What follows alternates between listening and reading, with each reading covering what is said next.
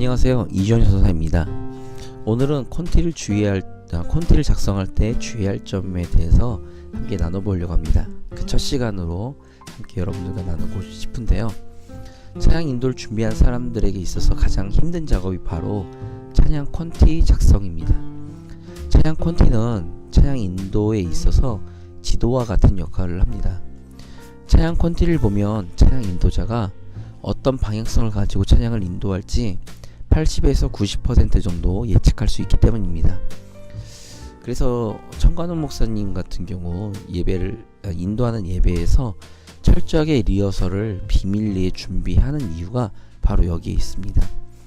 어떤 찬양을 하는 것조차 회중들에게 보여지지 않기 위해 노력하는 이유가 바로 예측당하기 때문인 거죠. 그렇다 보니 찬양 콘티 작성은 정말 중요한 작업일 수밖에 없습니다. 찬양 인도의 성공? 이렇게 표현하는 거 좀 웃기지만 찬양 인도의 성공은 찬양 콘티 작성과 밀접한 관련이 있다고 해도 과언이 아닙니다. 그 이유는 예전에도 제가 쓴 글에 있지만 설교는 설교자가 준비한 모든 것을 담을 수 있지만 찬양은 그 찬양이라는 특성상 메시지의 일부를 강조하는 기능을 가지는 것이죠. 그렇다 보니 찬양 콘티를 어떻게 작성하느냐에 따라 찬양의 메시지들을 어떻게 배열하느냐에 따라서 전체 메시지가 변하고 그 메시지가 하나의 내러티브가 되어서 파급 효과를 내기 때문입니다. 그래서 이번에는 찬양 콘티를 작성하는 데 있어서 주의할 점이 무엇인지 먼저 살펴보고 찬양 콘티의 작성법에 대해서는 다음번에 영상을 제작을 해보려고 합니다. 첫 번째로 찬양의 가사, 메시지에 대한 깊은 묵상을 통해 선포되는 메시지는 과연 어떤 것들이 있는지 살펴봐야 합니다. 찬양의 전체적인 메시지가 아니라 일부의 가사를 부각하기 위해 찬양을 선곡해서는 안 됩니다. 그렇기 때문에 찬양을 여러 번 불러보고 회중의 입장에서 이 찬양을 불렀을 때 어떤 느낌을 받고 어떤 메시지를 받는가를 잘 판단해야 합니다. 내가 강조하고픈 찬양의 일부 가사가 아닌 회중이 불렀을 때 이 찬양이 주는 메시지가 무엇인지 꿰뚫어 보는 것이 가장 중요한 것이죠. 두 번째로는 두 곡 이상의 찬양이 불러졌을 때 어떤 메시지가 전달되는가를 살펴봐야 합니다. 두 곡 이상의 찬양이 연결될 때는 그 자체로 내러티브가 되죠.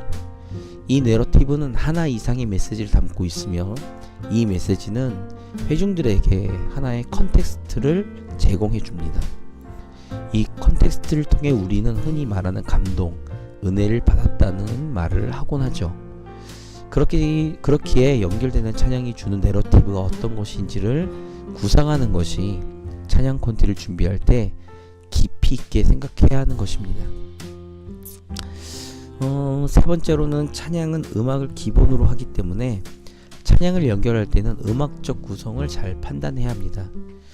여기서 제가 말씀드리고 싶은 거는 음악적인 어떤 탁월한 이해, 지식 이런 걸 얘기하는 것이 아니라 템포와 리듬을 말씀드리고 싶어요. 음악은 시간의 예술입니다. 그러니까 시간이 흘러가야 음악을 우리가 즐길 수 있는 거죠. 그렇기 때문에 시간의 흐름에 따라 음악을 즐길 수 있고 감상할 수 있는 것이 우리 찬양 인도하는 사람들이 꼭 기억해야 됩니다.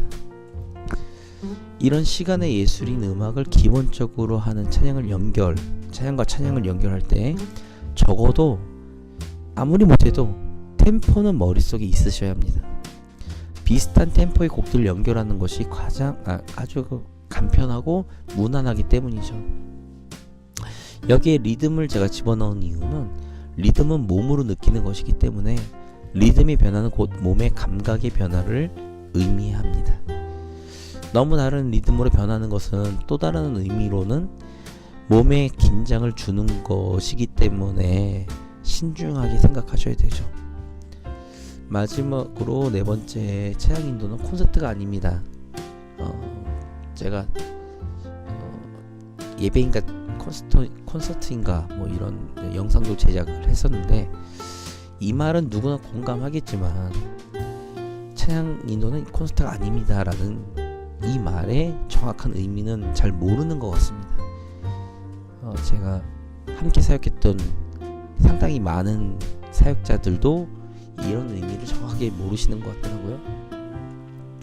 콘서트는 앞에 서 있는 가수가 자신의 감정에 회중들을 이입시켜서 공감대를 형성하는 것을 의미합니다. 그러나 찬양은 이런 감정 이입에서 벗어나 하나님과의 만남과 하나님으로부터의 공감을 형성하는 것을 의미하기 때문에 회중의 음악적 수준을 고려하지 않을 수 없습니다. 즉, 이 말은 회중들의 음악적 수준을 고려해야 한다는 거죠.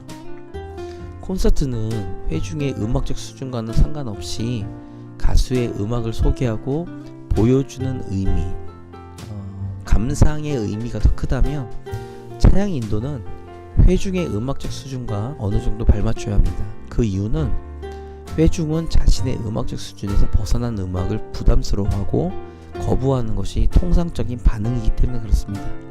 왜 회중의 음악적 수준을 고려해야 되는가? 콘서트는 일방적으로 가수가 자신의 음악적 기교를 뽐내는 것이라면 찬양 인도는 회중이 함께 하나님께 찬양을 올려드리는 것이 목표이기 때문에 그런 거죠. 그렇기 때문에 찬양 인도자는 회중의 수준을 어느 정도 고려해야 합니다.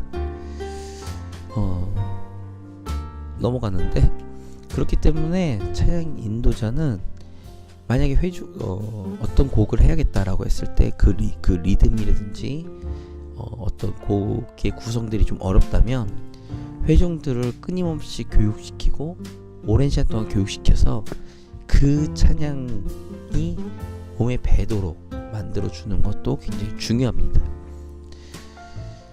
그래서 제가 오늘은 찬양 콘텐츠 작성할 때 주의해야 될 점, 생각해야 될 점에 대해서 함께 나눠봤고요. 찬양 콘티라는 것은 찬양 인도라는 것은 굉장히 종합예술입니다. 설교도 종합예술이긴 하지만 찬양 인도는 더 문화적인 요소들이 갖고 있기 때문에 더 굉장히 복합 예술적인 부분이죠. 그렇기 때문에 찬양 인도를 하는 사람들은 이런 부분들을 고려해야 되고, 우리가 우리의 기교를 뽐내는 것이 노래를 뽐내고 연주를 뽐내는 것이 아니라 회중들과 함께 호흡하며 하나님께 찬양하는 것이 목표이기 때문에 찬양 인도자는 회중들도 고려해야 되고 회중들의 수준을 계속 높여주는 것도 굉장히 중요한 책무 중에 하나입니다. 이 사실을 꼭 기억하셔서 찬양 콘티를 작성하시거나 찬양 인도를 준비하실 때 참고가 되셨으면 좋겠네요. 네, 그럼 오늘은 일단 여기까지 함께 나눠보고요. 1인 미디어 사역자를 위해서 구독과 좋아요 꼭 눌러주시기 바라고요. 제가 요즘 감기와 기침 때문에 목소리가 완전히 가가지고 지금 목 상태가 안 좋은 상태에서 녹음을 진행한 거 양해 부탁 바랍니다. 네, 그러면 오늘도 찬양의 능력과 찬양의 기쁨이 넘치는 하루가 되시기를 기도하겠습니다. 예, 오늘도 승리하세요. 감사합니다.